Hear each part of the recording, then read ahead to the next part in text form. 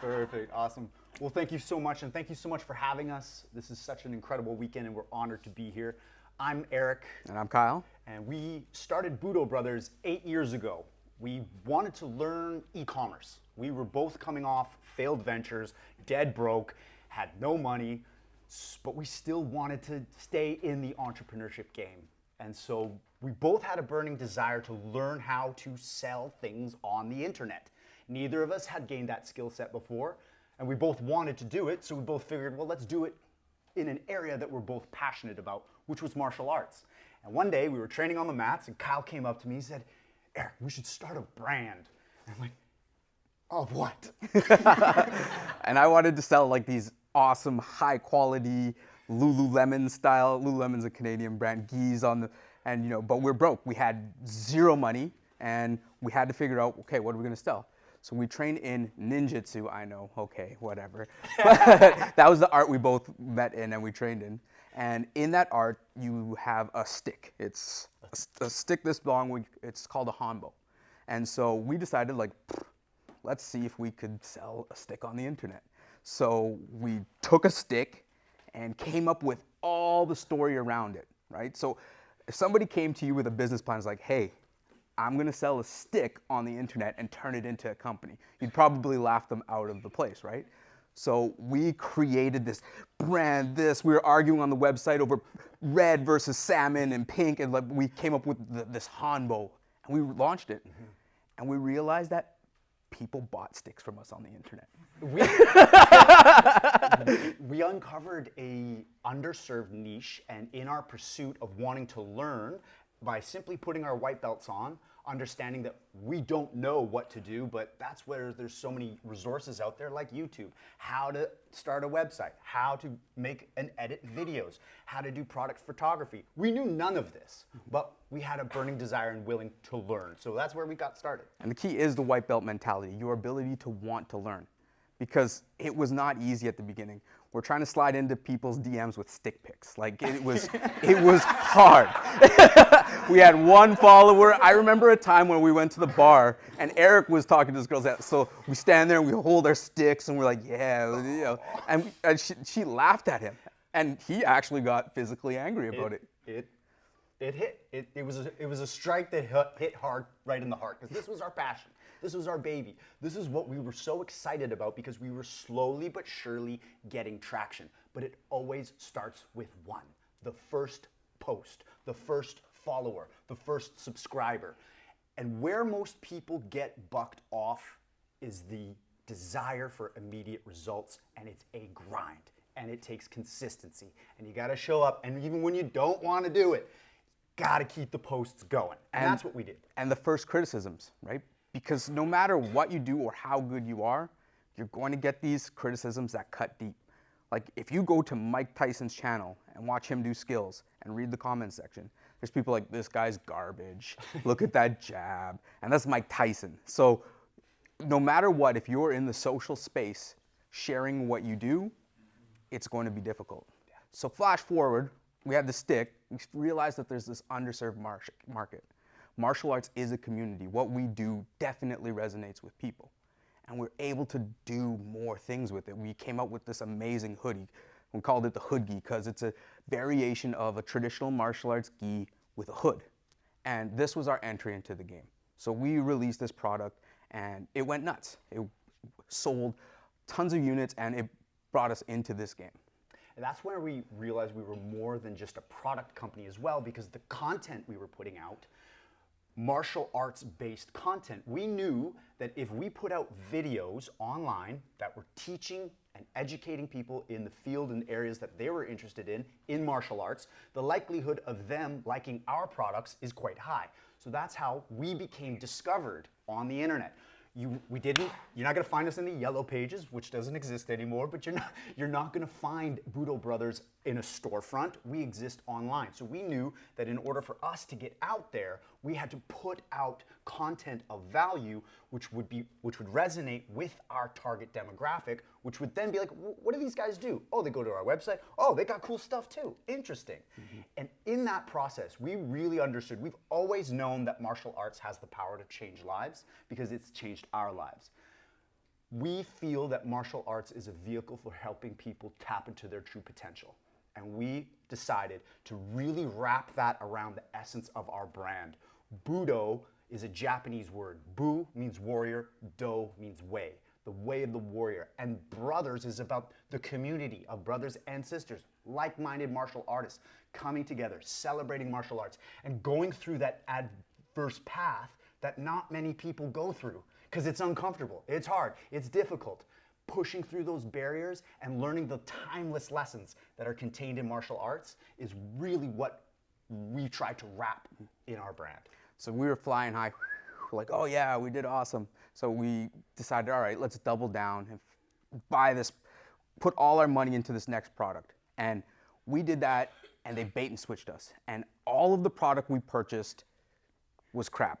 And we literally had, again, zero money in the bank account. And when you fail, that's when you get the best lessons. Just like in jiu-jitsu, just like in martial arts, when you get hit enough times, you figure out the right movements in order to counteract.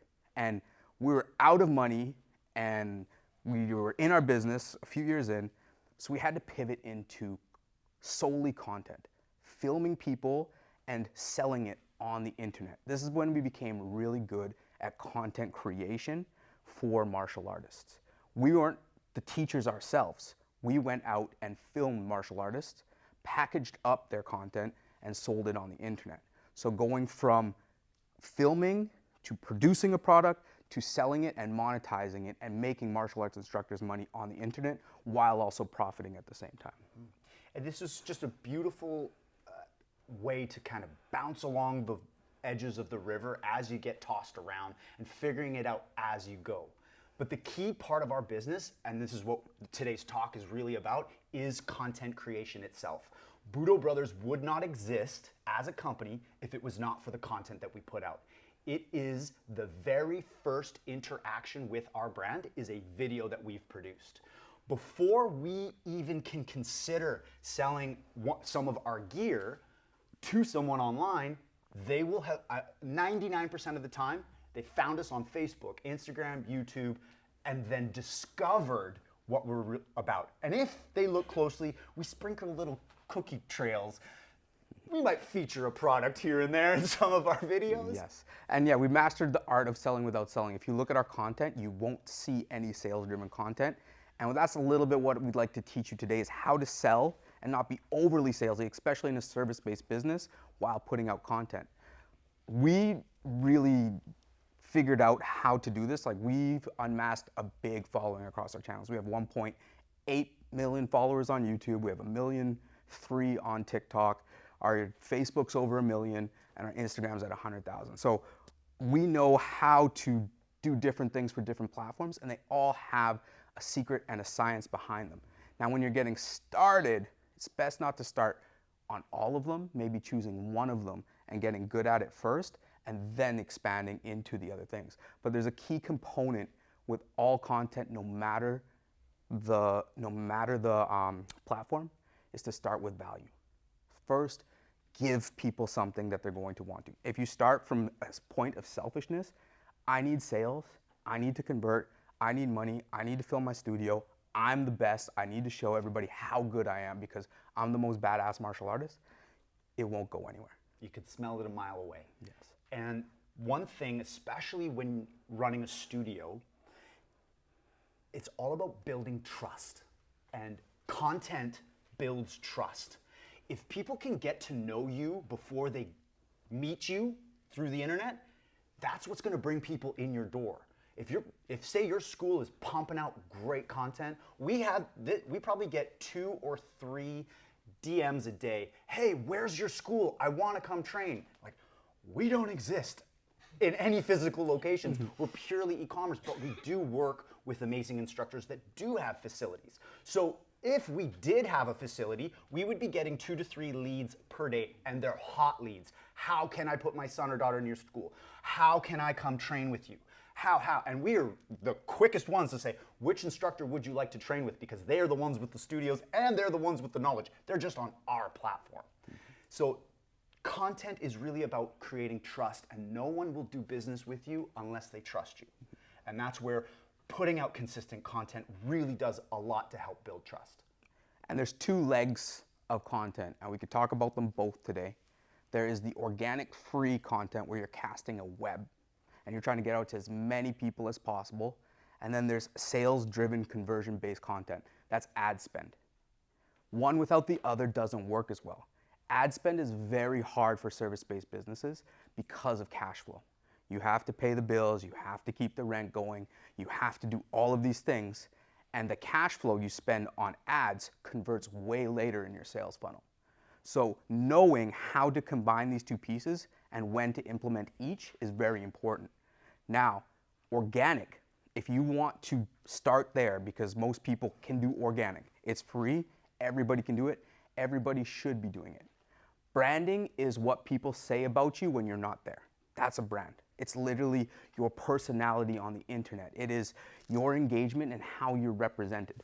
We really try to brand this. We want to make a feeling around this logo. And for us, we've made it super clean. We don't have Budo brothers and all that. This means a lot of things to a lot of people. But brand is the only way to compete if you don't have capital in order to spend. Pepsi, Coke, Amazon, they spend billions of dollars on advertising. When you're a school of a few people, you have to rely on your organic content and your brand. Now there's three things, and this is the most important three things that you'll need to write down in order to get a viral video or in order to spread your content. You need to educate, you need to entertain, and you need to inspire. If you hit those three pillars, your content has a chance to go viral. I can't guarantee it, but it has to have those three things. You have to teach people something. They have to learn something from your content. You have to, go ahead. Yeah, there is, if you actually think, when was the last time you were scrolling on Instagram or some social media platform and then you sent a video to someone? Oh, I'll guarantee you it was either hilarious, so it was entertaining. It was either, wow, that's super educational. I didn't know how that, it was, you learned something and, oh, my friend would like to know this too. So it was either educational, entertaining, or it moved you. It was inspirational. Wow, that was motivating to make a change in my life. One of those three buckets creates that change. And then your viewers turn into the fuel that actually spread your video for you. That's how you get virality. The algorithms will rate your videos based on how the viewers interact with it. And each platform's different, but for instance, Instagram, you know the little bookmark in the down the corner there? That is lightning fuel for your post. If people are saving your post to watch it later, the algorithms know that this is a valuable piece of content. Oh, interesting, let's show it to more people and see what happens. If those more people do the same thing and are sending it in 5 people, one person sends it to 5 people, that is a 5 times reach. And if those people send it to 5 people, that's virality. That's how you go viral on social media. And this is the crazy part. If you try to go viral, it won't happen. And we can speak from experience. We're running out of content, Kyle. Let's just throw that up there. Ends up being our top performing content. One big mistake that creators make when they're first getting started is they overproduce. They have spinning logos coming in, wasting 8 seconds of next. I'm already on to the next thing. If you can create content that is engaging for people, that makes them want to share it, that's really the key. And often it's the authentic content that does the best. It is you, sometimes it's even you making mistakes, and sometimes the imperfections are perfect. And if you have position over submission as your metric for like jujitsu, it's content over everything for social media.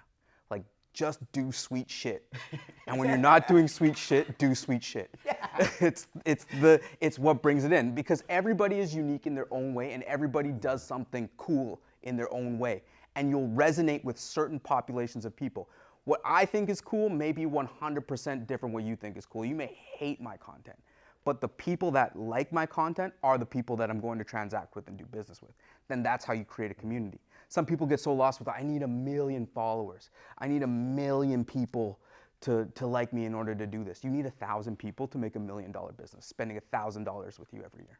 It's often easier than we think. With today's technology, we have iPhones, and honestly, sometimes that's all you need. You don't need spinning intros and outro bumpers and special effects, because I'll guarantee, we've tested this every time we do it. It doesn't go. Raw content. You know what? I'm getting ready today. My students are coming in. Tell stories. Tell your story, because that's where the value is. Because if you can be authentic with your story, even talking about the troubles and the challenges that you're having, there's other people out there that are going through the same thing. And wow, okay, this person's being real. Thank you. This is actually really good content. How is he solving that? Oh, I'm struggling with this, or whatever it is. We all have unique stories to tell, and that's where the value is. And we have some case studies, and we'll also answer any questions you have about particular tactics and strategies specific to you on how you'd want to do that. But believe me, it works, because we've seen it work multiple times with multiple people. We have filmed with UFC fighters and people who have never even made a post on the internet. And we've had more success with the people who have never made a post on the internet than superstars who have 1 million followers on Instagram. It's all about finding their authentic rhythm and sharing that in the best way possible. For instance, we had a gentleman, his name is Kevin Goat. He is a self-defense instructor. He's never done video content before. We filmed with him a couple times, and we said, hey, you know what? Like, we really think we can make a self-defense brand and feel around you. He's had 103 followers on Instagram or something like that. And we combined it with him, and we filmed a few videos and created a self-defense course. In the process of that, we found a type of style that worked well for him when the market was into short video content. YouTube Shorts, YouTube Reels, Reels, Shorts, that type of stuff. And we put out a video, and it went absolutely bonkers. It went, well, yeah, it was, and this is actually a great story, because we were running out of content, and this was a video of me getting in a headlock and instructor Kevin Goat teaching you a cool little sweep to get out of it. And it wasn't shot very well. You know, the angle wasn't great. I screwed up. I went a little too fast because I was the uki. And then we were just, put it out there. And we were just like, holy, the first day it just went nuts. Like, wow, that's doing really well. Second day, it did 100,000 views. Third day, 200, 300. Well, this thing's gonna break 1 million. Broke 1 million. And then this is not stopping. 2 million, 3 million. This is going viral. 5 million, 10 million, 20, 30, 40. It broke, it's now, this was 3 years ago? Yeah. It is still going, and it's at 111 million views. Right. And it was throwaway content. yes. Which is bananas. And what, And what he did was he took that video, said, I figured out the script that works for me, and he doubled down. And he took what we did with him, and he went from that small Instagram following. He has now 400,000 followers on YouTube. He has a few 100,000 on Instagram. He's bigger than us. Yeah, he's done that. Yeah, he's grown massively by doubling down on content, and he's opened up a whole new business vein for himself. And he did that all by posting content. Another case study was a gentleman called Jay Cooper, and we didn't quite know what to do with him skill-wise. He wasn't necessarily as clean of a martial artist. He didn't look flashy. He's not somebody you'd look at on camera and be like, oh, I want to emulate that, right? Good martial artists, but you know how sometimes the good martial artists don't show the best on camera, right? They know how to fight, but it doesn't look pretty. So we're like, you know what? We're not even going to do skills. Forget it. We're going to take your knowledge as being a cop and self-defense and bouncers and all that stuff, and we're going to break down fight videos. And sure enough, this guy went from 0 followers to probably unmasking over 500,000 views on his fight breakdown videos. All because we found out how he speaks authentically, and we put out content around it.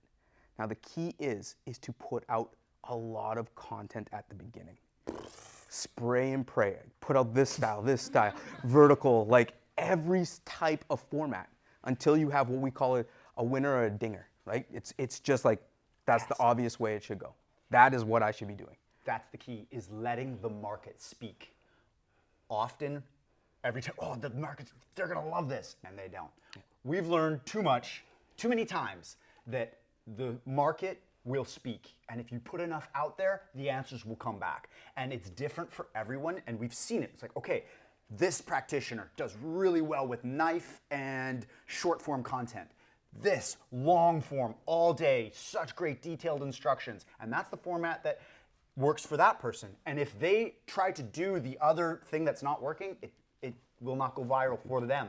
So you have to really test and figure out what works for your specific brand, your school, your club.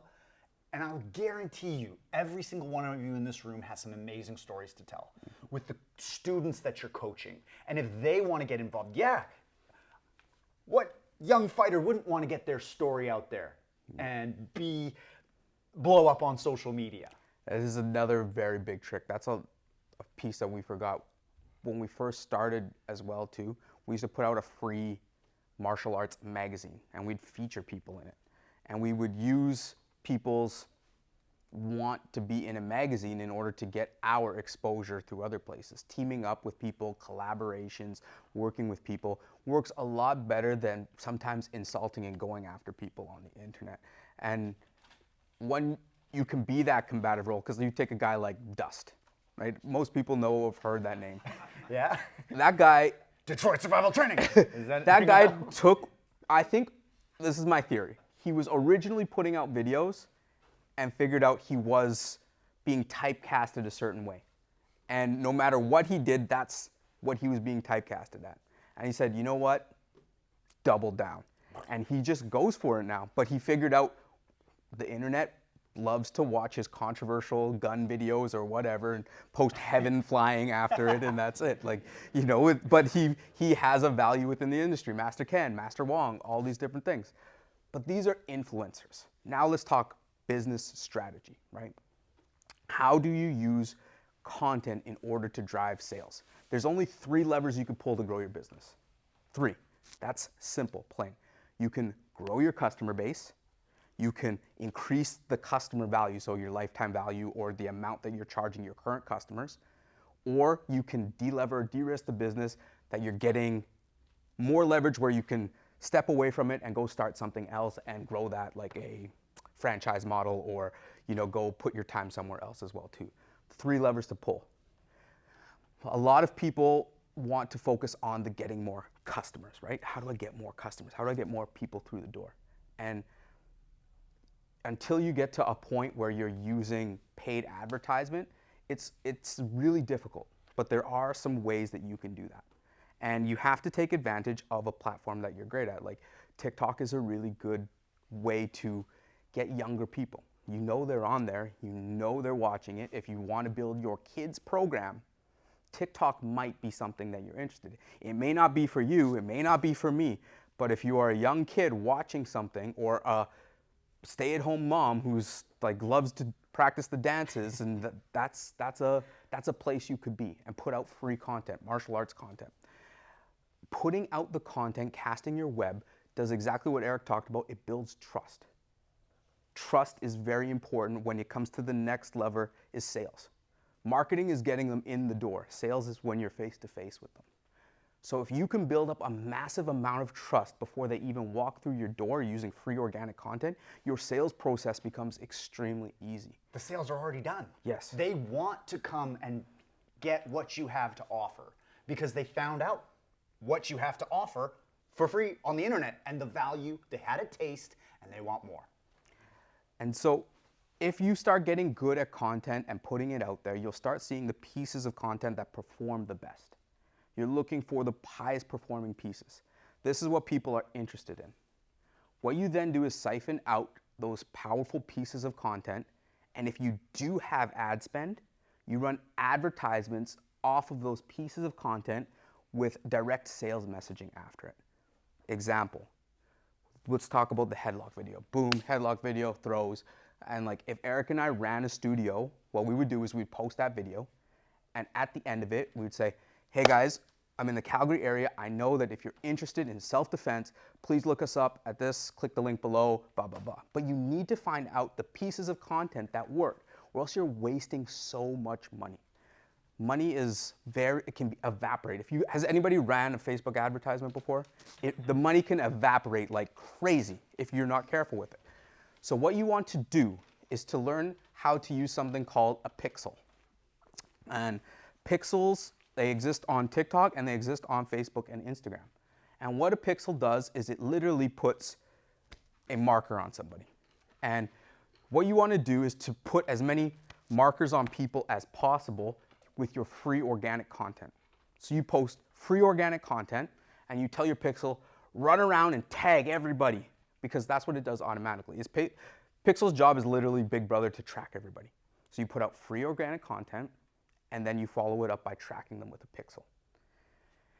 Then once you have your free organic content running, you could say, hey, Facebook, I want to send an advertisement to anybody that's watched 10 seconds of my videos. And I want it to say, and invite them to my studio, or anybody in the Calgary area that wants to watch my videos, or anybody in this area during this time that wants to watch my videos. That is a very powerful, potent way to decrease your advertising spend and increase your conversion rate in order to get customers. Now, sometimes, especially in service-based businesses, you always feel like you're losing so much on the front end of your ad spend when you're acquiring customers. Man, I spent so much money on Facebook and I got 2 people. The problem with where you run into trouble is if you don't know your lifetime value of your customer. Knowing the lifetime value of your customer, how long people tend to stick with you. You're always going to have people drop out. If it's 6 months, if it's 12 months, if it's 2 years, know the average amount of time people are with you, right? Let's say you know for a fact that people are with you for 6 months. No matter what, on average, 6 months. And in that time, you're going to make $800 with them. You could spend $400 up front getting that person because the math will work out long tail. You know, because you're smart with your business, long term, I'm going to have and make $800 of that. I can spend $400 up front. You don't need to think so short term with it, right? So this is how you use ad spend long tail in order to get customers in. It's very complicated and complex, but I'm just giving you like the deep information about this stuff. But if anybody has more questions about the intricacies of that stuff, we can always go into it. And a lot of people that we've talked to, the common theme is, social media is not for me. I don't have the time. I don't like it. I just want to teach. I just want to do what I do best. There's some ways to hack the system. You know how many broke kids are out there right now? And you know how many broke kids love social media? Hey, free training if you manage my social media account. You, Johnny, are going to film me spitting fire, and then you're going to post it. And you don't pay for training. How about that? Now you've got weekly posts coming in the door, and you're just doing you. It's a great hack. Another hack, film the content and leverage third world countries, apps or platforms like Upwork, and film an hour segment of you, send it off to the Philippines. We like the Philippines, we've tested a lot of countries. Philippines has great results. They're the best. And say, take this and turn it into a 10-minute video. And they will, and it'll cost you 20 bucks, right? So there's ways that if you just don't have the time, there's techniques and strategies you can use in order to make the time. We both ran full-time jobs before, like Budo Brothers, when it's infancy. And trust me, putting out the content with 2 full-time jobs is hard, and you're daily posting. Platforms to check out if you do want to use third party. So Upwork is one. Another one is called Fiverr. Fiverr, F-I-V-R. These are all shared work platforms where creators can come, hey, I'm a video editor. Now you will have to kiss some toads to figure out who is best, but you're risking 30 bucks to figure out they suck. Yeah. It's not that bad. But once you find somebody who understands your look, your feel, what kind of content style you like, they're an asset that's going to keep keep delivering. We've got some great editors that we work with, and they're super affordable. And when we're too busy traveling and we love editing our own content because we pour our hearts and souls into everything we do, and we actually enjoy the process as well. But when we're just slammed, we got to keep the posts going because that's what keeps new customers coming into our door.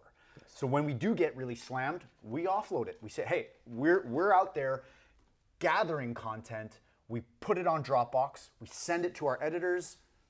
3 to 5 days later, we get hot videos that we can just post and ghost. Yes. And we'll get into Q&A pretty soon. The one thing that Eric and I wish we could go back in time with and just really figure out, and it would be so opposite to what most people would think. Like, we amassed all of these followers, and if you were to ask me, like, oh, would you want more people on YouTube or Facebook in this? I would want more people on email.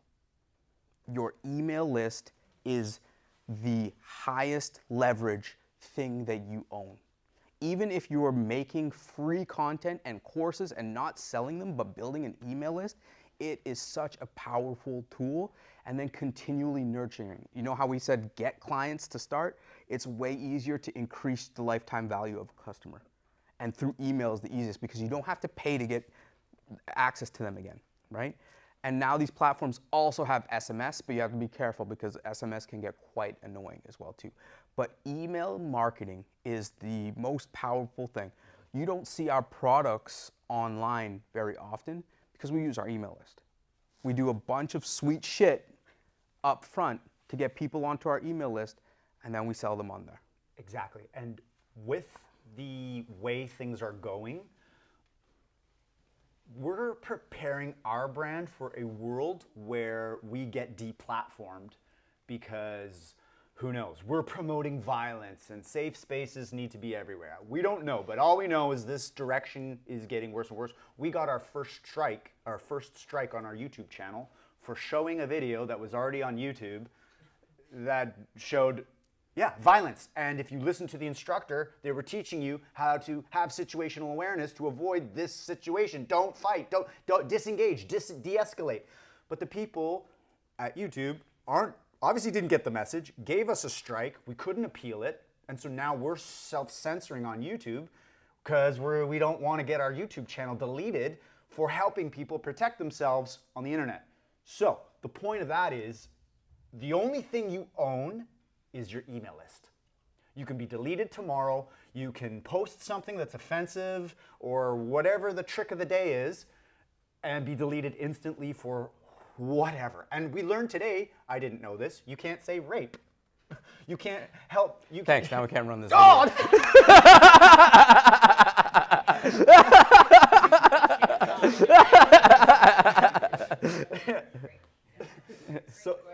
So good. I had no idea. But again, okay, so if we were teaching a self-defense technique to prevent a potential rape situation, bam, flag, you're deleted. So, okay, it's not gonna go in the opposite direction is what I'm saying. So that's why using social media while we have it as open as it is right now to gather emails, get them into your wheelhouse. Because imagine this.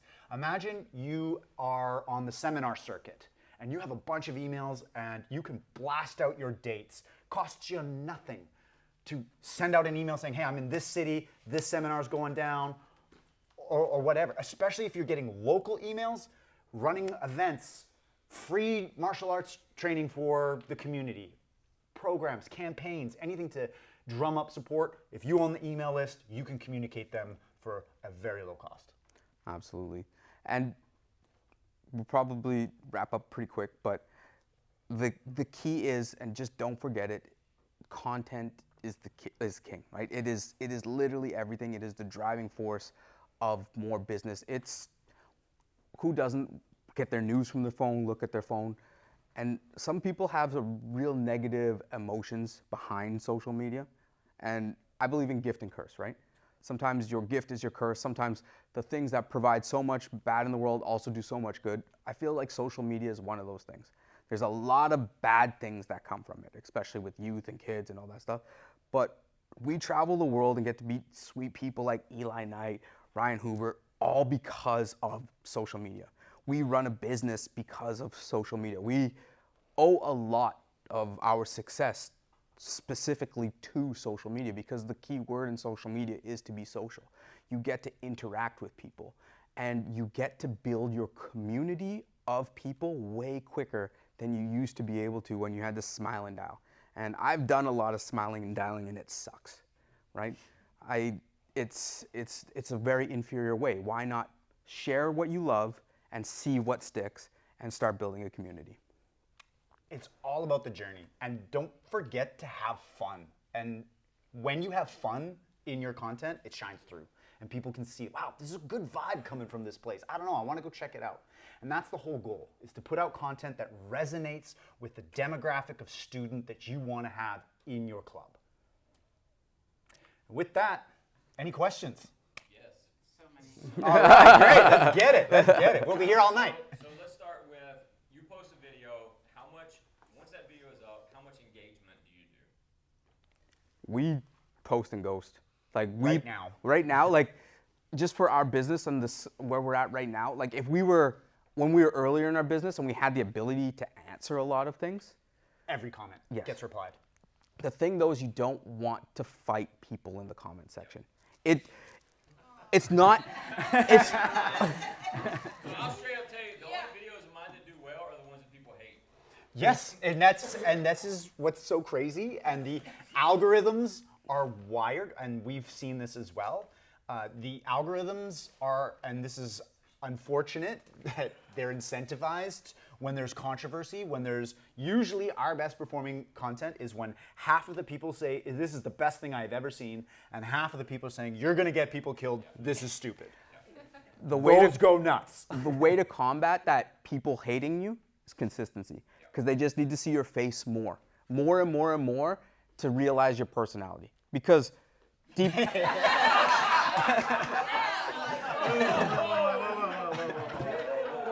No, hear me out. If you're come across, I know we just met, but but you want the people that don't want anything to do with you to run as fast as possible.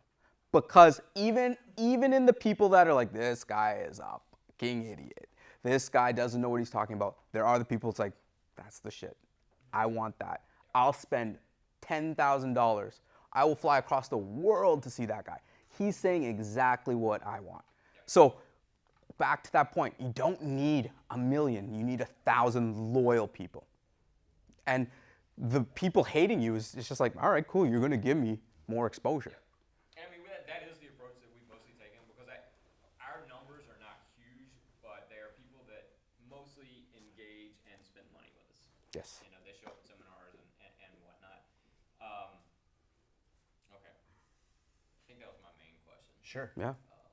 I asked Sensei Seth the same question, and he gave me a response that I've tried to stick to as much as I can. And he basically, after the first hour, he doesn't engage anymore, because his thought process on it is, after the first hour, it starts getting out to people that aren't really following me anyway, and they're the ones that tend to be more negative. And so I keep engaging with the people that already are invested. Yeah. So I thought that was pretty good. Tactically,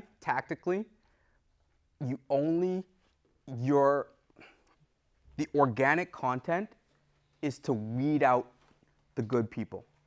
So you put out the organic content, and then that's why I said use the pixel. Yeah.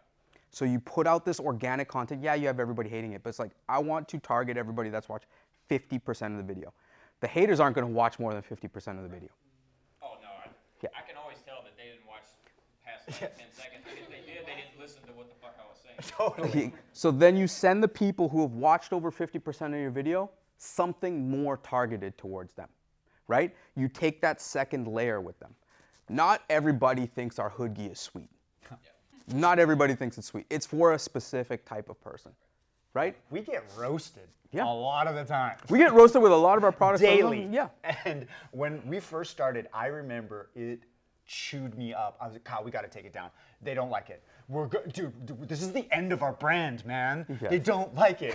I'm like, chill. There's people that do. We're gonna get. We could have a great day of sales of one person saying something. Eric's like, take it down. Take it down. Take it down. No more. Like, we're never posting again.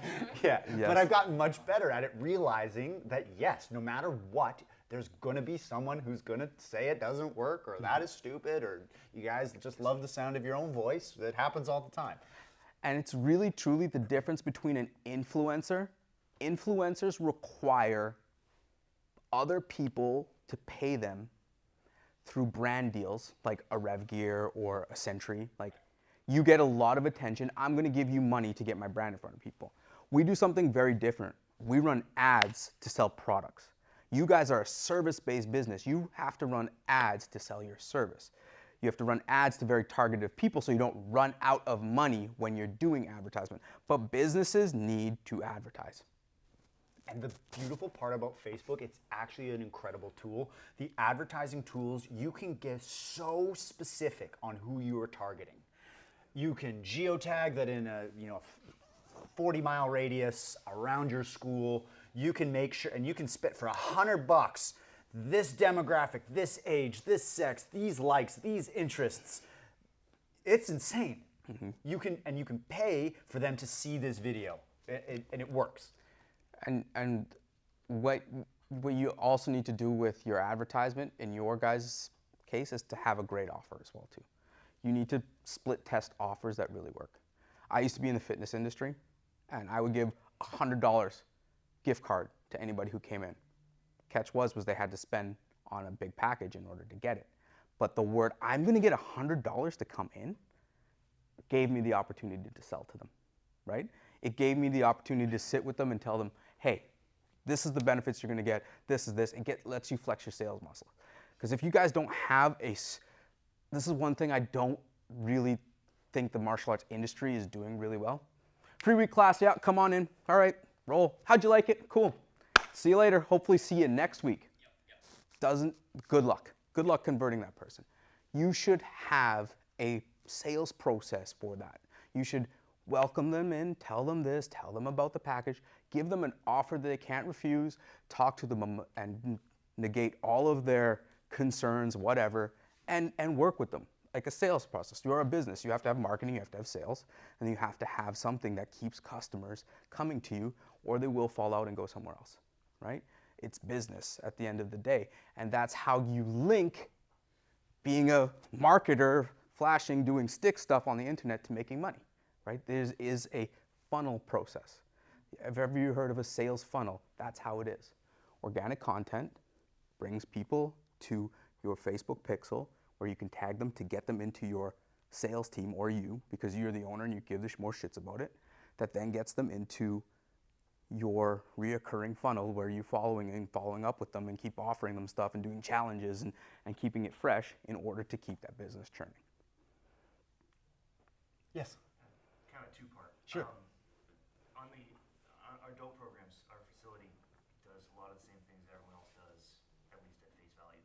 So marketing content or creating content that's no different than what you already see elsewhere is something that I always challenge myself with, kind of holding off on doing it because I feel like, it's already out there, or it's already out there 1,000 times over. So that part challenges me to make instructional or present certain things of that nature. I end up posting just content of classes.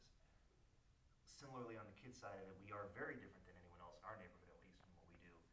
But you're doing children, so promoting that is also a little bit dicey for a lot of people. So again, I end up being very selective in content that we create that doesn't get to show how unique we might be. I think I'm frozen by it. I don't really know what to do with it all. It's a good point because, I mean, obviously you have to respect, like, if you don't want to be filming other people's kids and putting it on the internet, right? But the value that you provide is unique, especially for your area. And the content that you can create has not been put out before because it has not been put out through your voice, your lens, your experience, your offering, your value proposition, and how you package it. I would encourage you to try and test the value-based model. Create content around your unique lesson plan. I guarantee it's different than the school 20 miles away. How you work with your students, what makes your school unique, and how you coach your students along the path the journey that they take. And if you do have some students that are willing to share their stories of how martial arts saved their lives because they were depressed and they finally found something that was calling them and woke up the warrior spirit inside them, those stories need to get told, because that's what brings new people in. Oh, I want some of that. Yeah. And you have to think that the stuff we're all teaching isn't any new. This is passed down from the beginning of time, right? Fighting is not something new. Who you are is the most important piece. And you're trying to resonate with the people that want that, because they're going to come to you, just like we said, to figure out who you are as a coach. So again, you're just trying to break that trust barrier in order to make your sales process easier. Again, you don't need it to go viral. You need 1,000 people paying you $1,000 a month to do $1 million in sales, right? Everybody thinks you got to go so big with it, right? It's literally very simple. And change your content type. Maybe it's a podcast that you do. Maybe you're just an amazing podcaster. Maybe you're an amazing writer. Maybe you're just good at short videos. Maybe you're good at breaking down videos. Maybe, like, you have to find out what it is that people are entertained, inspired by, and educated from you with. And it's different for everyone. I mean, I've seen some folks have great success just in selfie mode, debriefing at the end of class. Hey, just jumping on here, want to let you know what's going on. We had a test today, and the kids, they're just telling stories, just what's going on. And people are like, oh, cool. My son could really use that. Have you seen that one guy? He does just the expressions, and He doesn't even talk. he doesn't even talk, and he just goes nuts. Exactly. Yeah, he's But he does. But He's authentically you him. never know unless you test the most random things. Like our reality check series for us was one of those things, because we always posted skills, posted skills, and all of a sudden we're like, yeah, no skills, just break down these fight things. Millions and millions of views. Yeah, Right? consistently too. Like, he will break down a video and he'll do 5 million views. We've done it a dozen times. It's insane. Yeah, and now he charges $300 an hour for his time to do consulting with, like, Court cases and use of force expertise. And he's invited to go speak in Australia. from Facebook videos. And all of it, the whole world opened up once we figured out the unique value that he is able to provide that resonates with an audience, and the market spoke. We have the luxury of traveling around and seeing martial arts being used in some of the most amazing ways. Like, you take a guy like, we've sat down with Master Wong, right? He is just a character and uses it to be a YouTube influencer. There's guys like Dave Kovar, right? He has unmasked so many schools, followings, and all that stuff, and has built this amazing community of martial arts. There's guys like Mike Swain, right? Mike Swain is a judo guy and got into selling mats and is just killing it, right? A gentleman like Sifu Singh, right? This guy, does JKD, did that stuff, but his biggest, highest ticket item is selling Tai Chi. Sold out. Yeah. That's his bread and butter right now. Even though he trains special forces and SWAT, but people are willing to pay a handsome dollar for his Tai Chi classes in California. Yes. Got it. Yeah. So martial arts is a ticket into a lot of unique places, and especially because a lot of entrepreneurs or people who are very detail focused use martial arts a lot, right? So the tool that you teach is very powerful and useful to a lot of people outside of the ways of just killing people, right? Like, generally, badass fighters are broke, right? They don't have money. So you don't need to be the most skilled, but you need to teach these people who have jobs how to perform better, how to be better, how to improve, how to get through adversity, how to be comfortable in uncomfortable situations, like all of the cliche things, be like water, like you name it.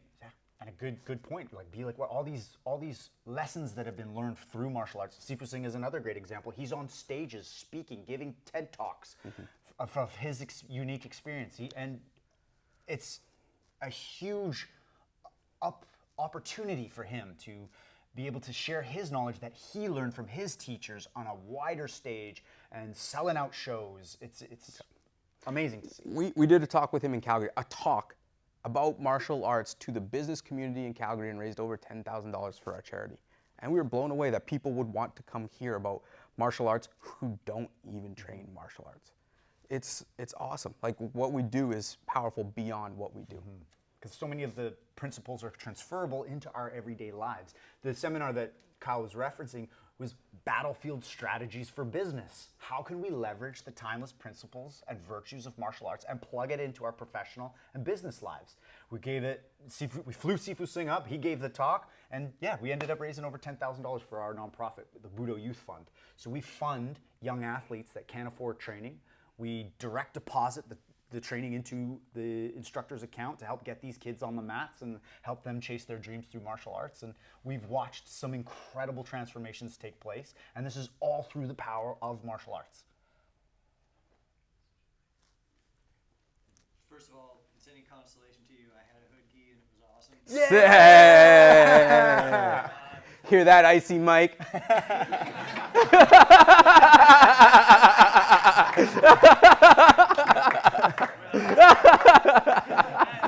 He knows me just enough to know that my opinion has no traction anyway, but, and I think an ex-girlfriend ended up with that hoodie or something, so sorry. It's all right. We'll hook you up with another one. Yes. That was a rookie mistake, dude. Always a rookie. Okay, this is kind of like a based on personal experience question, but I got into doing reels. Nice. Because I actually really hate creating content. I even went to film school and I hate creating content. So reels were kind of like a godsend because I'm like, oh cool, I get to squeeze an idea into 90 seconds, and that challenge was kind of fun, right? So I put out, kind of like you're saying, put out a bunch of different stuff, see what sticks. Most of it was kind of more, dedicated self-defense content, because that's what I care about right now. That's what I'm doing. That's what I'm involved in. That's what I want to do long run. But I did a series of these reels where I'm in the crawl space basement of my house, and you can see all the ductwork and insulation falling from the ceiling, and I'm breaking down principles and ideas on a wooden dummy. So guess which one got all the hits? And guess which one is like what I'm really not interested in continuing doing? So how do you reconcile? Yeah, Like, the internet's just- calling you, bro. Sometimes the market calls you. Sometimes the market tells you where it wants you to be. That's the thing. It's like, okay, this thing that like I'm kind of burned out on, or I keep to myself these days, I mean, just don't want to do that. Sure. So Yeah. What was it about the video that you think went? I don't know. I've been trying to figure that out. I've actually got a guy that does the Facebook ad stuff for me. He's like a private client back west that, like you're saying, private lessons for Yes. adults, works pretty good. And I had said to him, I'm like, Ken, how does all this like algorithm voodoo work? How did this happen? And he's like, I don't know. He's like, use the same hashtags on all your videos. Okay, I do that. Same thing happens. The stuff I'm like, yeah, this is good. I get like 5, 10, 15 interactions. The stuff where I'm like, this is not really what I want to do, but it's raining outside. That's where there's like 300. And that's the Wing Chun dummy? Yeah. Yeah. It's mostly just like explaining Good interactions too? some of it. Yeah. 'Cause I mean, that's why I don't. That whole community is kind of like anything you do. They're just gonna Is going to be critiqued. you slapped it too hard. You don't know. Yeah. Like, Yeah. I don't Yeah. care about that. I'm like, when I get that stuff, I'll either put a little heart emoji on it, especially if somebody's like, oh, you guys really need to train more before you teach anybody anything. I'm like, I love you. Or I'll just send them a link to my website. Perfect. But, so, yeah, I mean, it's, I think, like, I mean, that's like something Mike would say, like any attention's good attention or something like that. It gets eyeballs, right? That's what he says. Yeah. I would say sit with that content more and play with it more, because there's obviously something there, right? Can you, I guess my question is, can you convert the people that are hooking onto that Yes. to the other stuff? Yes. Because the person that saw your breakdown or whatever it is you're doing, if that was enough value for them to like and follow your page, they're going to start seeing the other things that you're doing. I'm posting about. Because when I like or subscribe to any channel, the algorithm is going to feed me in my feed some of that channel. And another good thing to just quickly touch on, when you're creating content, you have to put yourself into the mind of the state of mind in which it is going to be consumed. When we're on social media, we're often needing a break, doom scrolling in a vegetative state. So what you have to focus on is that first, you have to snap them out of their trance. So what we found that worked really well is the hottest part of your video, put it first. Within the first 3 seconds, it needs to be dynamic. The climb, whoa, the takedown, the slam, boom. All right, I'm gonna teach you how to do this. Most people make the mistake when they start the video.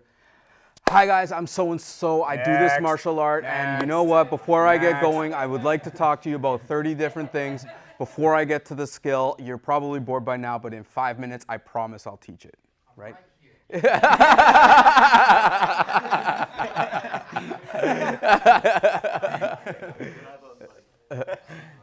But it's true, it works really well because you have to snap them out of that trance.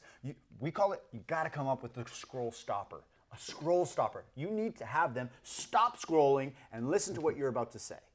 And for you, like, never do things that feel unauthentic because it gets very draining. For sure. To put on a fake persona on the internet and then have that person show up and then be like, that dude's nothing like that.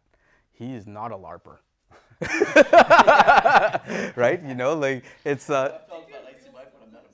I was like, do you know you're actually a really good coach? And he was like, yeah, why? And I was like, because your fucking YouTube persona is not that good. When I first asked him to teach, so we do a big event every year.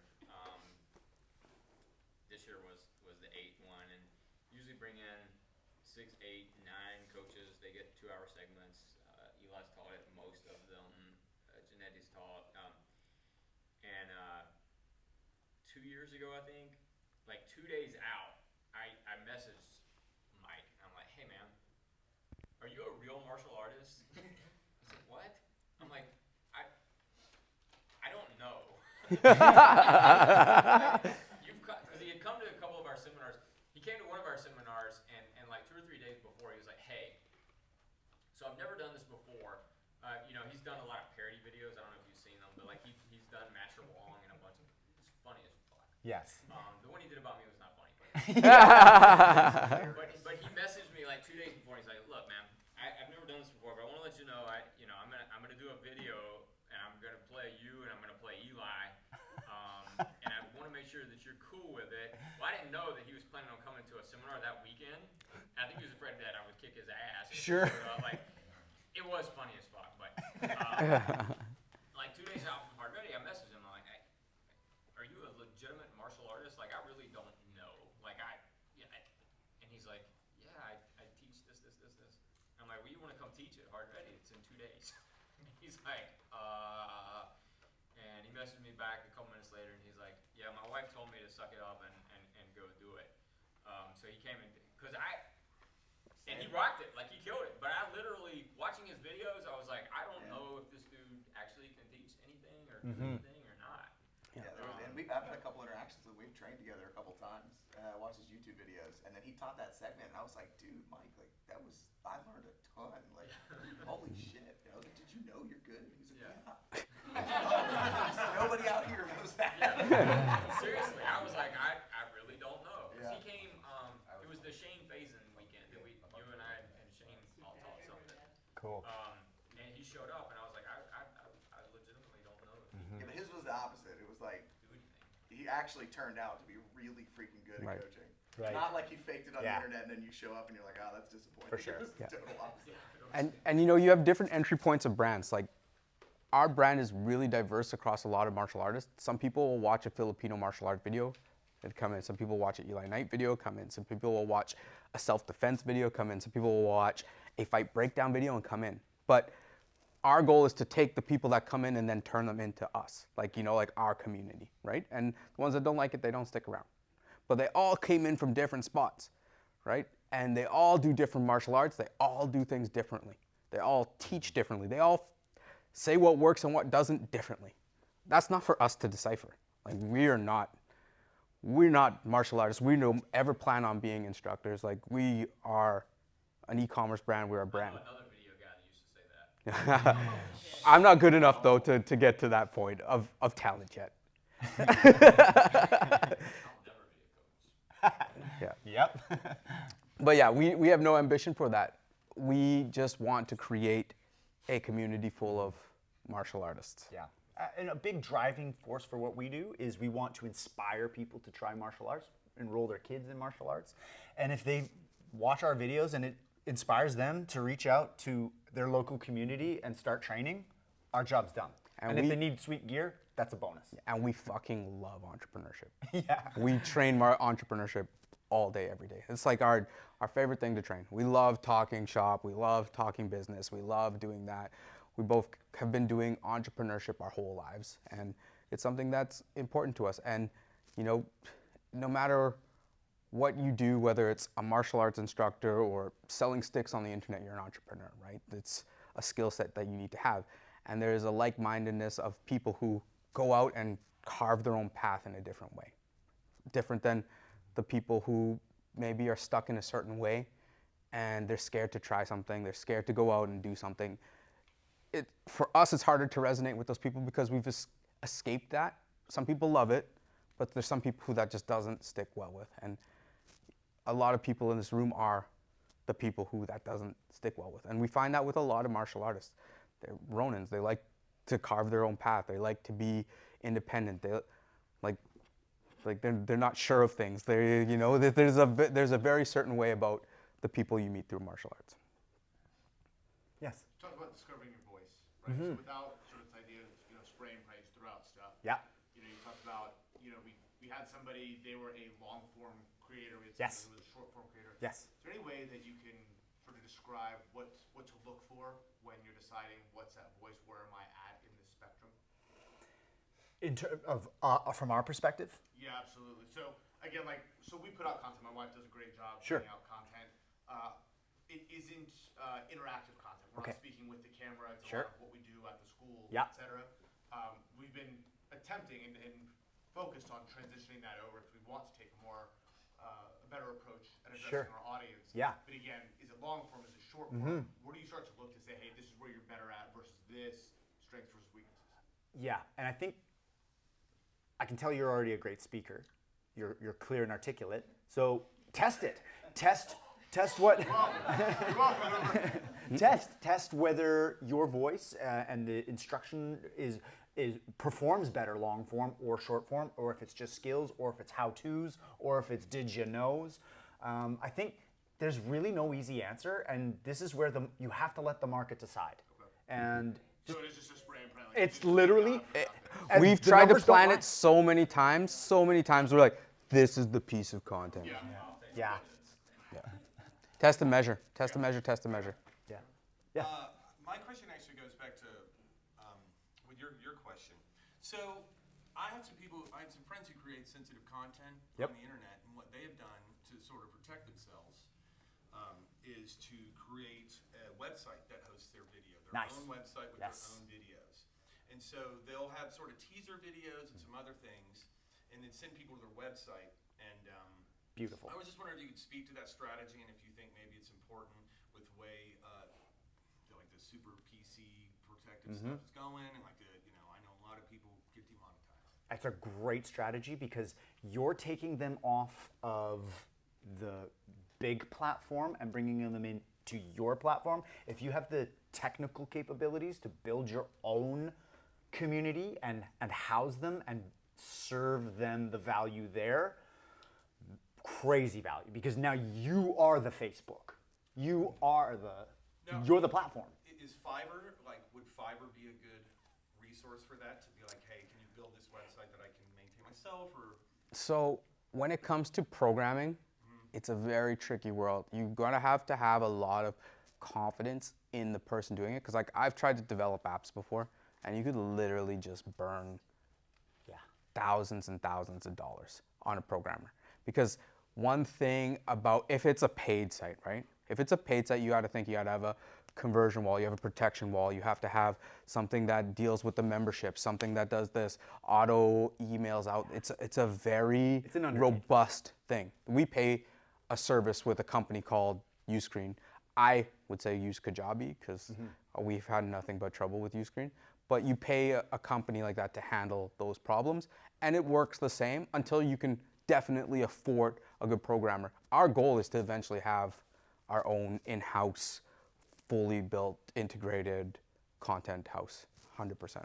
Well, so then how important do you think that strategy is going forward? Like, should people look into it? We're planning for it. Yeah, depends what your goals are, right? Like, if your goal is to get customers in the door as a service-based business, having a paid wall where you're protecting your content isn't the goal. That's not You want to get as loud and as wide as possible.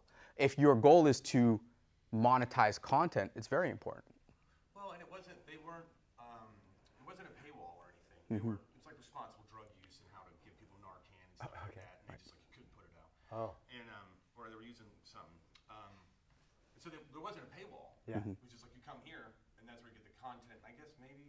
It's good if you don't want to get taken down though, because if you know that what you post is very sensitive on certain platforms, look at Twitter, because Twitter right now you're allowed to post pretty much everything they say, right? Like that's. Yeah. Yep. Rumble's another place where you can pretty much post Yep. everything. So there are platforms that are socially based that their job is to get it out as far as possible, where they say you can put it on there. But being in control of everything has its benefits. On that, back to your idea of focusing on emails, you could use the real sensitive teaser or the sensitive list teaser to get them to the website, but then entry to the website might not be a paywall, but it might be enter your email address, and now you're collecting a mailing list. So we do something similar. So we have the Budo Brothers Vault. Every video that we've ever put out goes on this platform called Uscreen. It's totally free in order to get access. So we've just housed all our content in this free vault. You just enter your email address, you get access to all our videos. Once that email address is entered, you're now in our web, you're in our funnel, and now they might be interested in Jiu-Jitsu Deep Dive with Eli Knight. That's a paid course. So we have our paid content, and we also have our free content. So the free content brings them to just an email address, easy, boom. But then 3 days later, they're going to get a pitch email talking about the benefits depending on what they're interested in.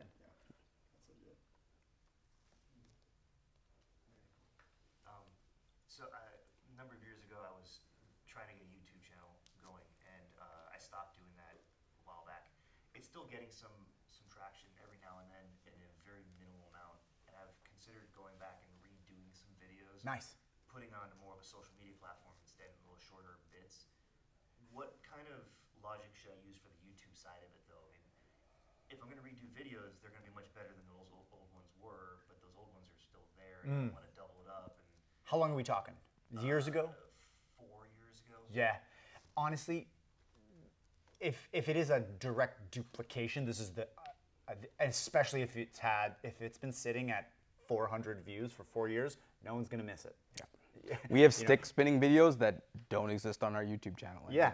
anymore. Yes, yeah, exactly. We have a lot of videos that we should probably take that one. Yeah. We've grown out of those ones. Yeah. But to recreate it, that's great. But you also don't want to have an empty page. You do want to have when someone comes, oh, this is worth subscribing to. I can see this, they post regular. And then the other thing too is that consistency, the algorithms, you'll get punished if you go 3 months without posting a video.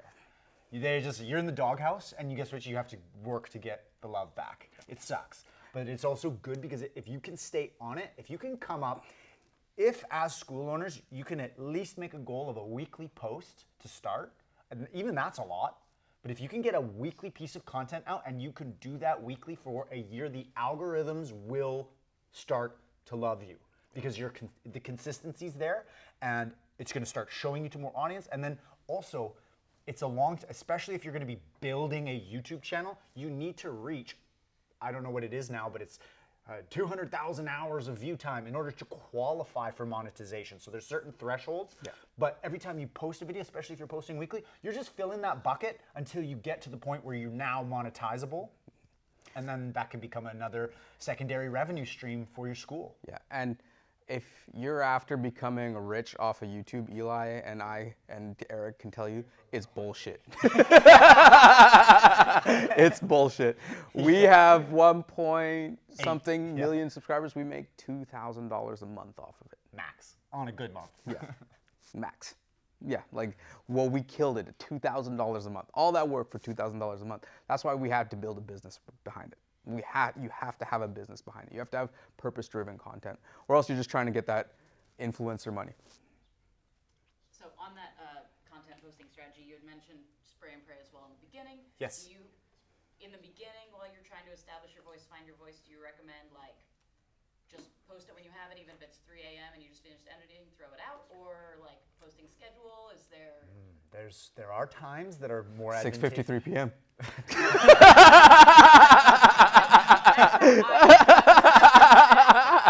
He's not lying. Call it superstition, but when he posts at 6:53 p.m. on That's a my Wednesday, time. That's it my works. time. It I goes. love it. She goes. 6:50 on a Wednesday. That's our time. Yeah. Yeah. Eric likes 3, so he's like 3:33 in the morning. 3:33 in the morning.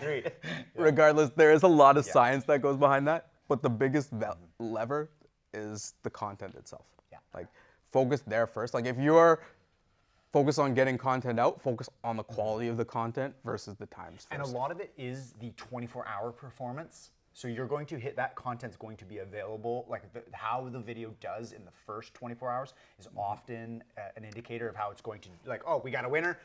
Not so much. The other thing too is the concept of waves, right? If you do post and you hit a video, that's when you drop everything and you post a lot more videos. Go. Yes. Pump. Because you're in the the gods of algorithm. social media have Yes. said, we've chosen you. You have been chosen, and don't waste. Just Yeah, pump because it doesn't out. last You're forever. in the pocket. Yes. The opposite of gambling. Yes.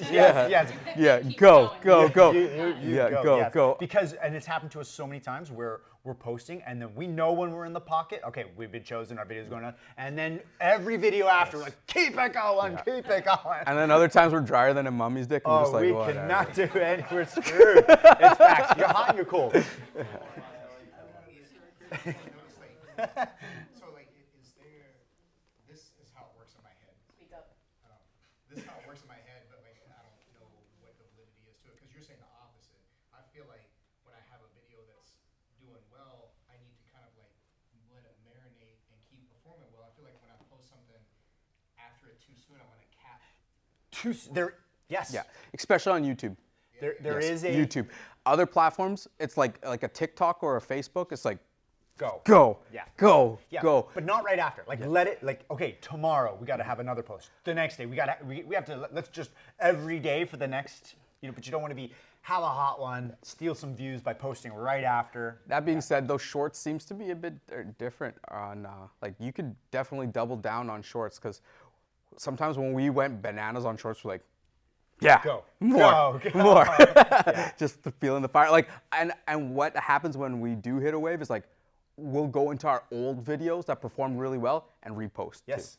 It's like, oh, this did well back then. Few people haven't seen it. Let's repost it. It seems so weird about shorts like that because you can have a short, a reel, a TikTok. It's all the same video, and you can cross-platform post it. Absolutely. Yeah. The same time, schedule, frequency, all that, and have completely different performances. Totally. Yes. They're all different algorithms. Yeah. Yep. So when you try to track an algorithm for a certain platform, have you kind of like ascertained the certain metrics that you look for at the particular platform? Like this is what is going to determine the algorithm for posting on TikTok versus Instagram or whatever. Because like Instagram, it makes a lot more sense to me. It still doesn't make a lot of sense, but it makes more sense than TikTok. TikTok is the fucking Wild West. Like it makes no sense to me. Yeah. Yeah. Like because I can literally take a video that got 300 lifetime views, rip it, repost it, like 6 months later, and it's 10,000. Yeah. Like it makes no sense. Like and it doesn't matter the day of the week, doesn't matter the time of day, it doesn't matter what. It seems like. China.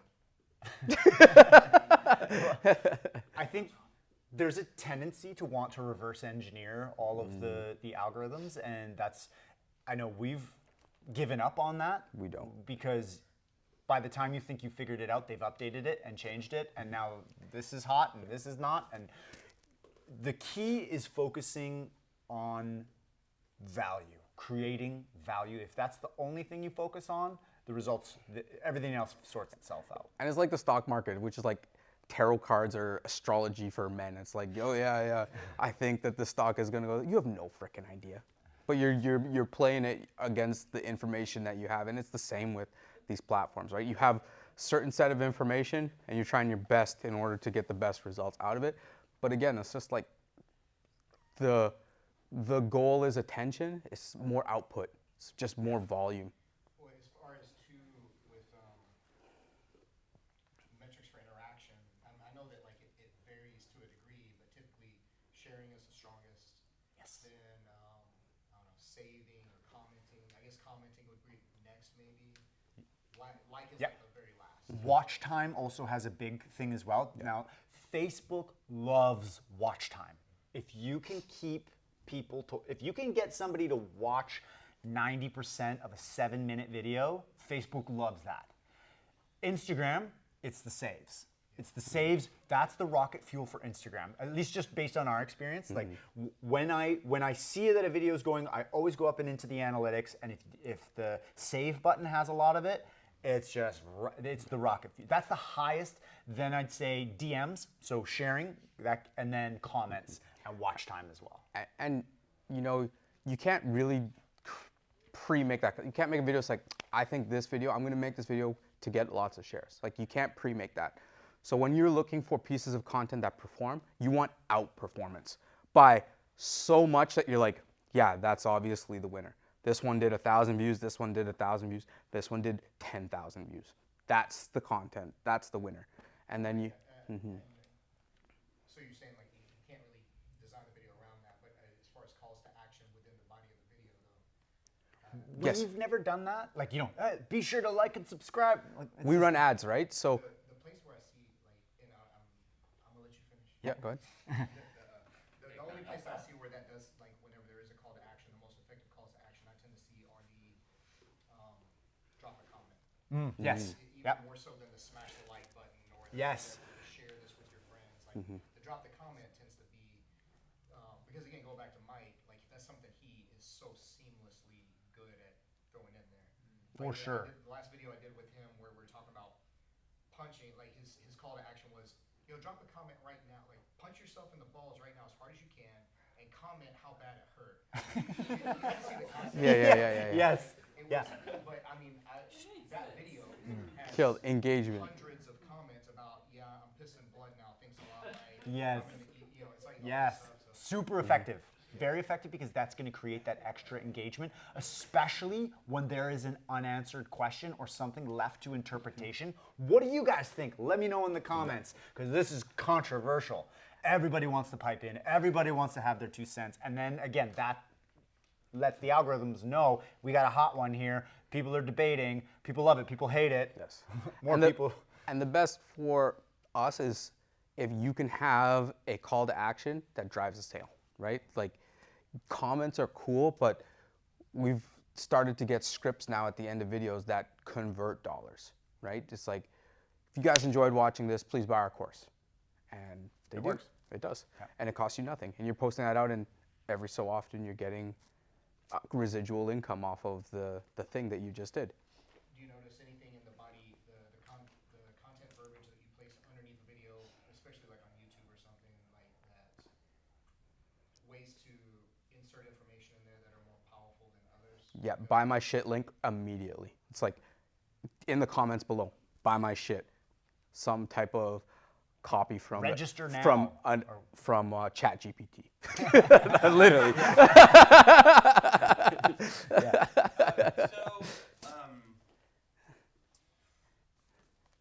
I had to kind of get off social media because I got on my Instagram and I started looking up martial artists. Well, it changed my algorithm so much that I started seeing a bunch of car crashes and fights, and I don't want to see those things. I would go through it and I would dislike everything. I could not change the algorithm. It would still show me all this violent stuff. So eventually I talked to my friend about it. He had something like that happen. Well, so I switched accounts, and like have got a better algorithm, like fred some cats, some otters from Japan. Nice. And the otters, and the stuff you want, like then the stuff you want to see. You don't see this other stuff. Yeah.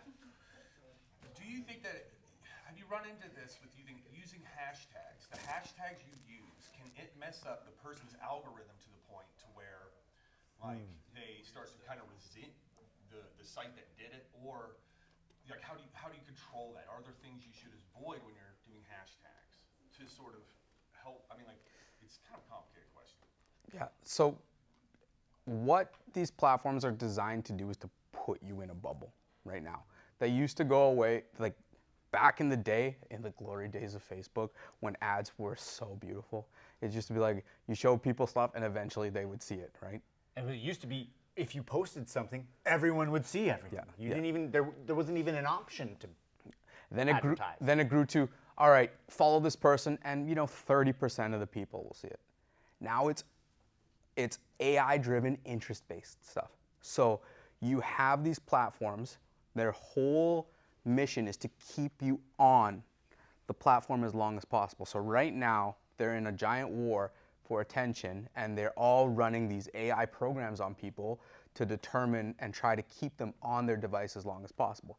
You watch a cat video, you're going to see cat videos, and it's just trying to figure it out and to put you in there. So right now, there's no real science behind it. It's literally programmers trying to figure out how to get the most screen time out of people, right? And the hashtags do work for specific niche spots. Like, you don't want to, we have never really had good success with, a hashtag that has, 4 million posts on it.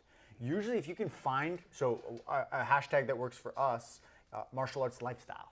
It's a lifestyle, we're a lifestyle brand, and that seems to work for us. And then obviously if we're featuring a Filipino martial artist, FMA, Filipino, Kali, Serrata, all these, we will list off the associated hashtags, because then you're kind of letting the algorithm know the content that's featured in the video. But right now, like Kyle said, the AI is scary. Like, it's actually terrifying how good it is at knowing what the video is about, contextualizing it, and then putting it in the feeds where your history knows that you get really triggered when you see this, or you're going to watch this and you're going to get engaged because now you're pissed off. And this is part of the devolution of our society. Yeah. So it could be if I dislike stuff, it could be like, let's send it more than Yeah, exactly. It's designed to yeah, shield you. Yeah, he's still on it. Let's get a bit more. Yeah. Exactly. Yeah. What about cover pages or cover? Like, I mean, on YouTube, you have a Yes, cover page. they are important. 100%. On Instagram, or like in CapCut lets you choose what the cover is going to be. How important is that? We have a vibe that we just like, because like we were teamed up with a person, and then like they posted some covers where it's like, it just doesn't vibe with us.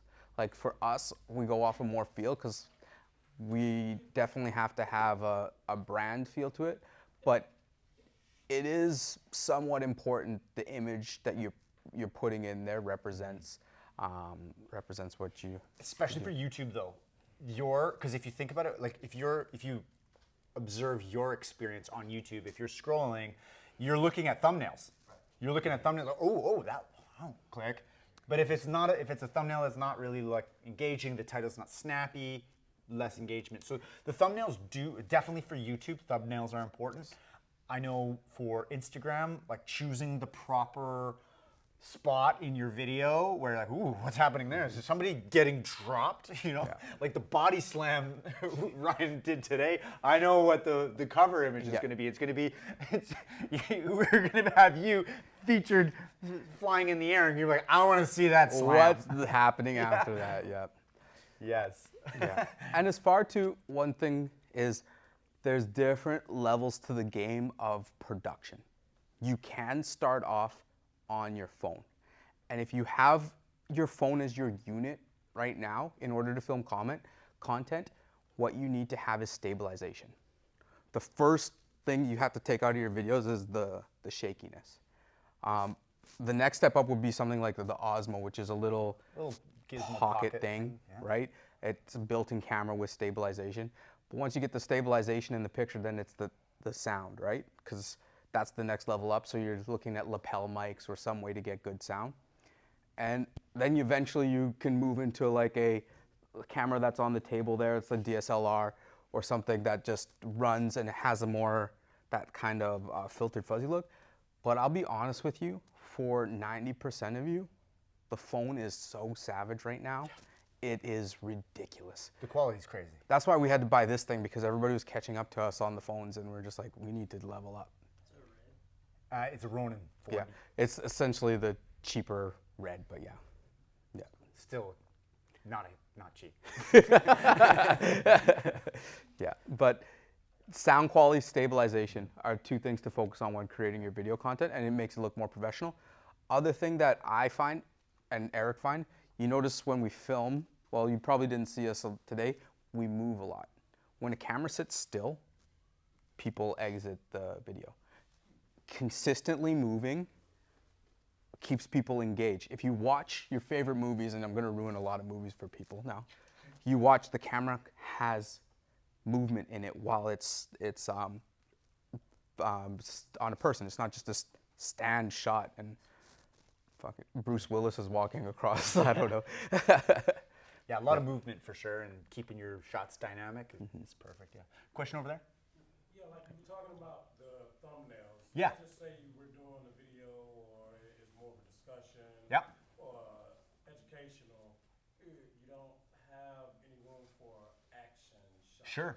What do you suggest about Expression.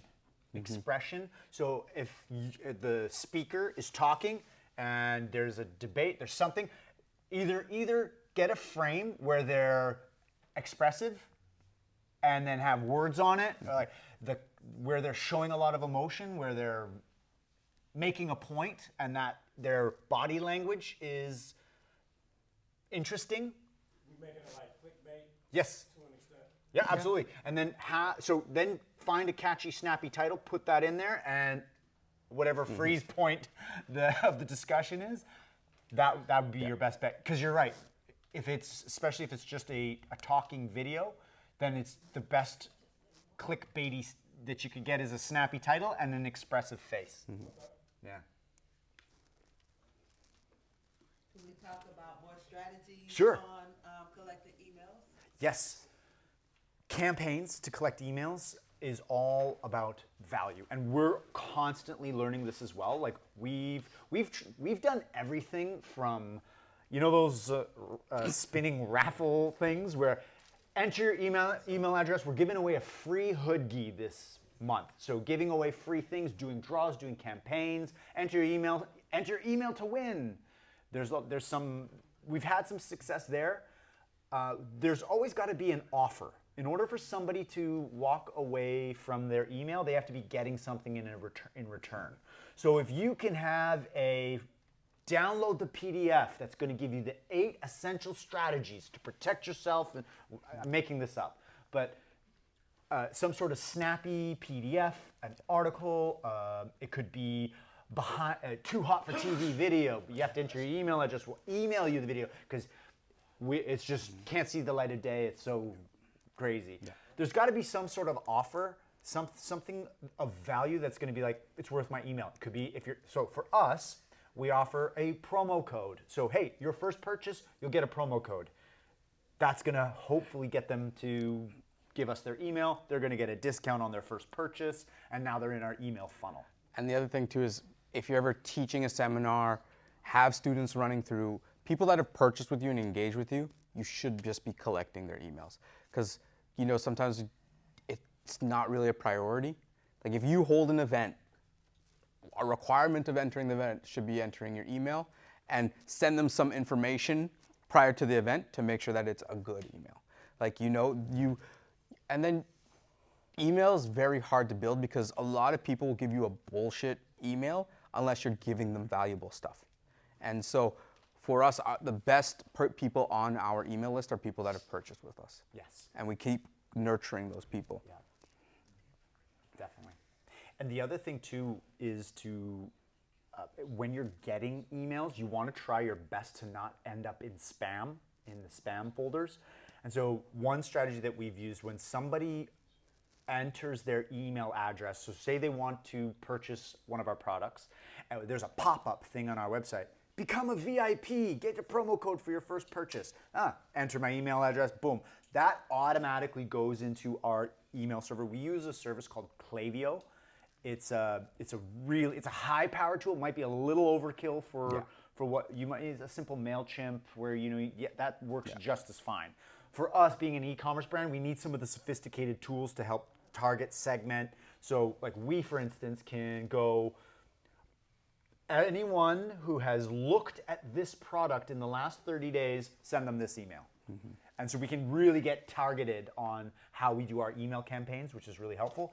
But the pop-up that gets people to enter their email address first, that then goes into the welcome email. This can be automated inside MailChimp as well. Welcome to our school. Here's what you need to know about bam, bam, bam, bam, bam. A trick to make sure that you don't end up in spam is get them to reply a secret phrase or a word. Reply back to this email so I know you got it. If they reply to your email, then the spam filters get turned off, and now future emails will be delivered straight to the inbox and avoid the email filter. So when somebody receives an email, we tell them about our story, what we're about, why we're doing what we're doing, and if this Budo vibe resonates with you, reply back with the word Budo. So often the first email we get is just Budo, Budo, Budo. Like, nice, another one. And then I personally respond to every email that, hey, thanks so much for joining our community. If you have any questions about our gear, reach out to me personally. I'll take care of you. And this script really killed it for me, brick and mortar too, is that prime offer. So I used a $100 gift card. Like, sign up, get a $100 gift card. Everyone's like, I get $100.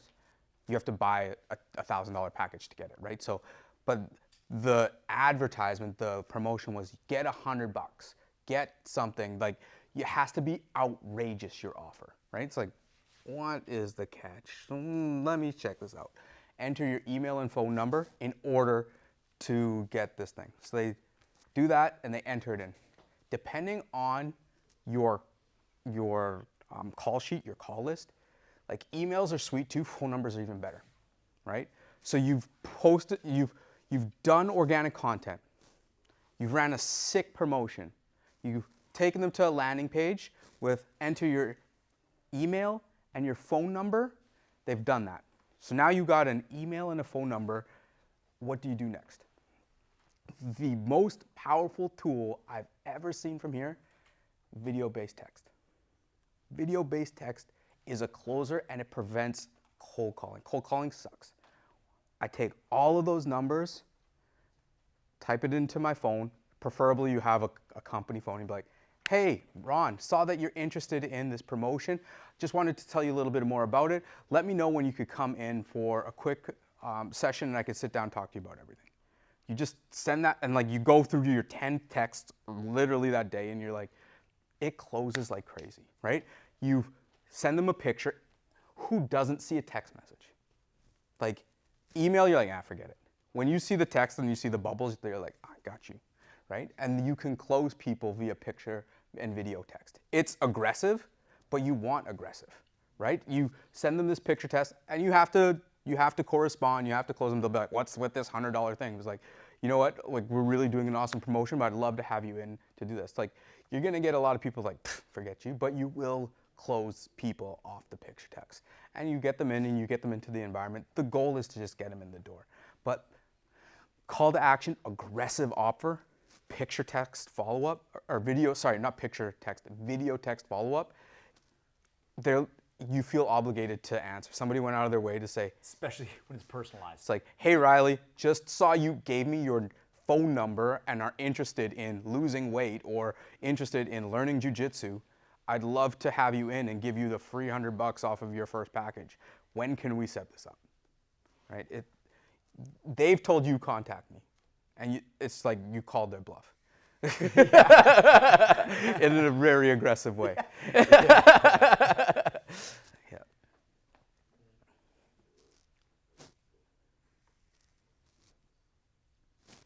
Awesome. Any other That's questions about the details, or? I think we could probably do this all night. Wicked. But you guys are here all weekend. Absolutely. We're here all week. You know, if you think of something and you want to chat, we can do that throughout the weekend. That was awesome. Thank you. Thank you. Thank you. Thank you. And for us, I really appreciate it. Amber and I have been texting back and forth the whole time. Like, fuck, why didn't we think of this? Like, Awesome. it was really, really good. So I appreciate it. You guys kind of stepped in and saved the evening. So that was really good. Excellent. thank you. Okay, tomorrow. I don't know what the email said. I don't care. Be here at 8.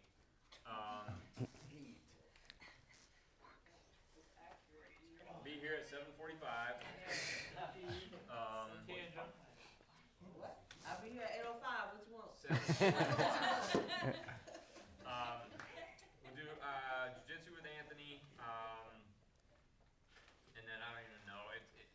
We have sporology, 2 Krav Maga classes, and then we'll go take a quick break, maybe 15 minutes, and then we'll go right into the rest of the afternoon. Part of what we're doing in the morning is going to tie into the afternoon, okay? Tomorrow will be much more physical than today was, because Eli's not doing it. So I will be here to under-explain things tomorrow. Eli took care of over-explaining tonight.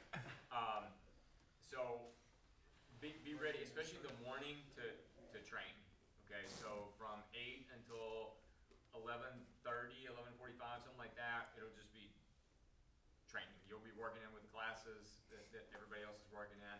We'll take a quick break, and then we'll the afternoon session will be talking about why we did things the way we did them in the classes that we taught. Cool. Okay? And- Questions? Oh, just one. Tea or nogi in the morning? It's Nogi. Nogi. And then tomorrow night, if you want to go hang out, we're at 7:30. We're going to the Grinning Mule. Not the smiling donkey, The Grinning Mule. It's a honky-tonk bar.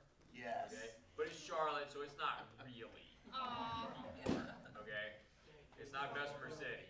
So it's a wannabe honky-tonk bar. Fucking boots. I don't even know where it is. I don't know how far it is from here or whatever, but so it'll be a cool little area just to hang out. You know, they do have food.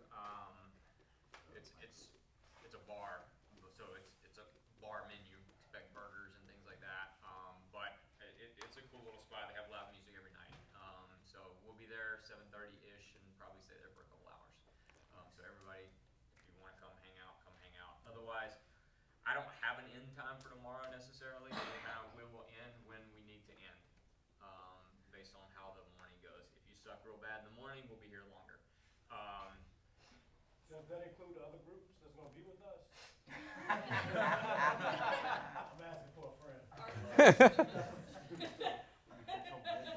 When you're done, can I still send it?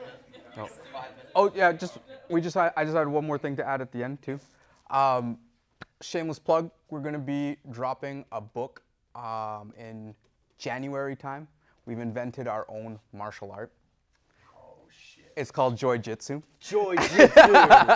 So The art of living a joyful life. So we got together. We wrote a book. It's all about spreading joy, the values and principles contained about living a joyful life.